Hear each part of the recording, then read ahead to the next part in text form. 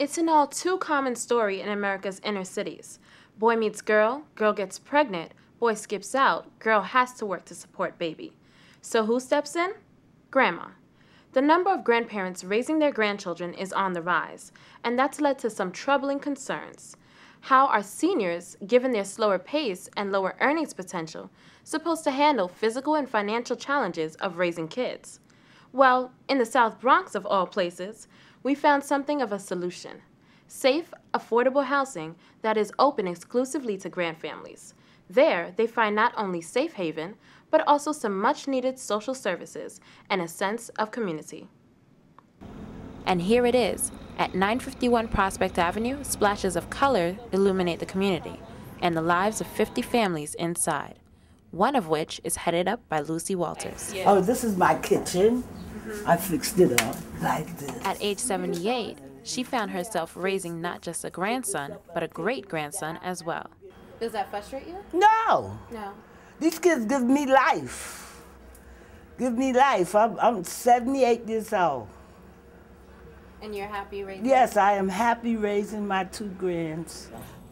Some of the circumstances of her situation were unclear. Lucy was very tight-lipped about the specifics. But her neighbor, Catherine Lee, was more open and told us why she had to take custody of her granddaughter.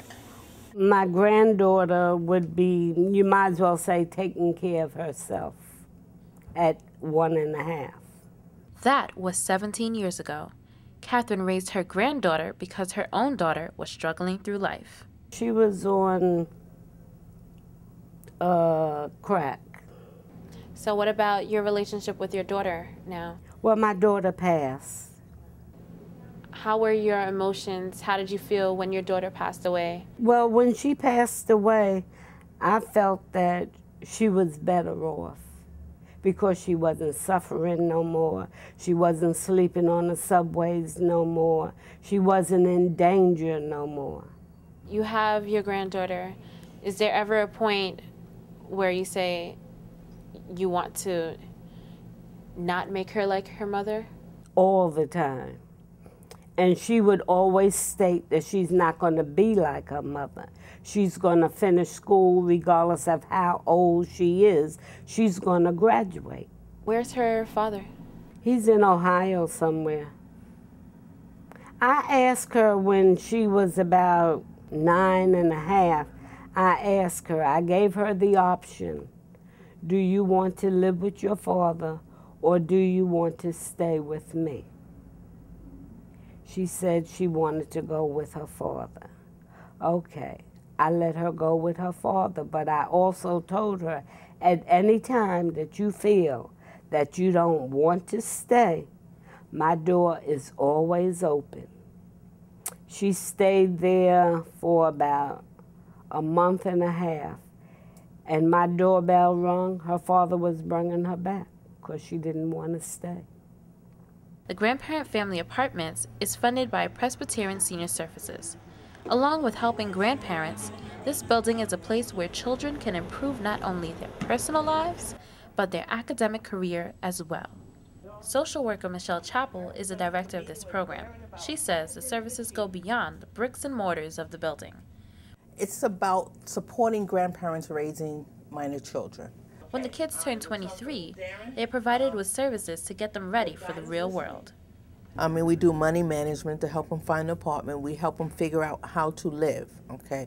Meaning that's work, paying the rent and the bills in certain situations. So we continue to work with the family. Counseling, all of that continues outside of the building when they grow up. They can always come back here. Yes.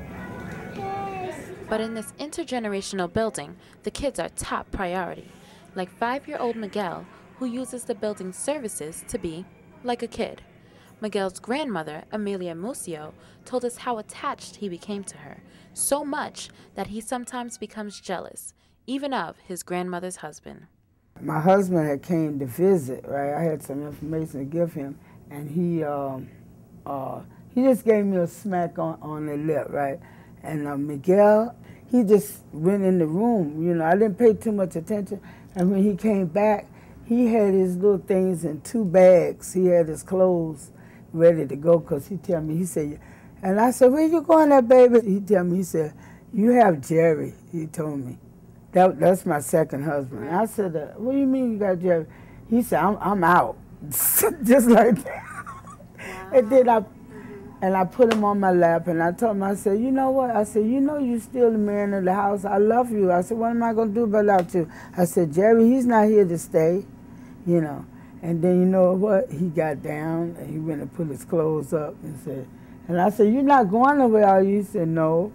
And he went in the back. I shed a little bit of tears when he did that, you know. He was afraid that he was going to lose you. It was me, yeah. That's what made me kind of a little emotional.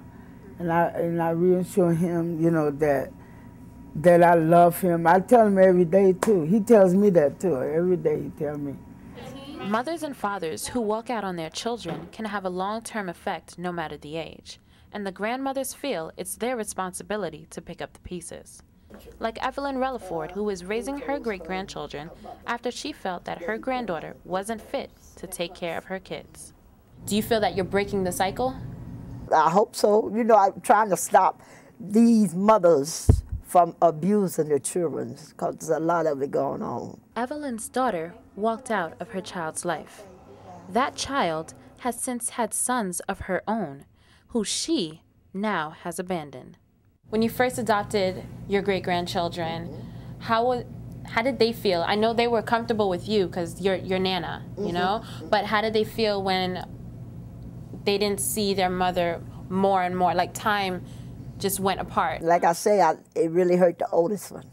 It did. The oldest one, like, but the small one, you know, the younger one, he didn't pay no mind. But of all the grandmothers we met, Maria Vega, raising 3 grandchildren, gave us perhaps the truest sense of what this building is all about. That they really are one big grand family. I'm a grandmother, and I have here 97 grandkids, because all the kids in this building belong to me. They my grandkids.